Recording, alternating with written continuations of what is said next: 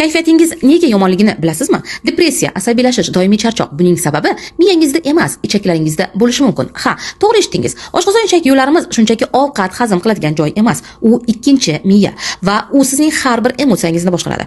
Olimlar isbotlashgan, organizmimizdagi baxt gormoni serotoninning 95% aynan ichaklarda ishlab chiqariladi. Agar uning miqdori kam bo'lsa, natija depressiya, migren, agressiya. Buning barchasi ovqatlanishga bog'liq.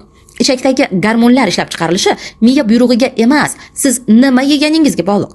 O'lik qayta ishlangan ovqatlar yesak, ichak chiriyotgan chiqindixonaga aylanadi. Energiya yo'q, kayfiyat tushkun. Tirik kletchatkaga boy ovqatlar yesak, organizm tozalanadi. Biz esa ishlashga tayyor, yengil va xursand bo'lamiz. 10 yillik tajribamda shunga amin bo'ldimki, sog'lik va a'lo kayfiyat oshqozon ichakdan boshlanadi. Kasallikni kutmang. Agar siz ham ertalab charchoq bilan uyg'onishdan charchagan bo'lsangiz, ichingizdagi doimiy og'irlik va tushkun kayfiyatdan qutulmoqchi bo'lsangiz, sizni tez kunda boshlanadigan oshqozon ichak tizimini tiklash kursimga taklif qilaman. Bu shunchaki parhez emas, bu tanangizni qayta yuklash va hayot quvonchini qaytarish demakdir. Kurs haqida to'liq ma'lumot olish va salomatligingizga birinchi qadamni qo'yish uchun hoziroq profilimdagi havola orqali Telegram kanalimga obuna bo'ling.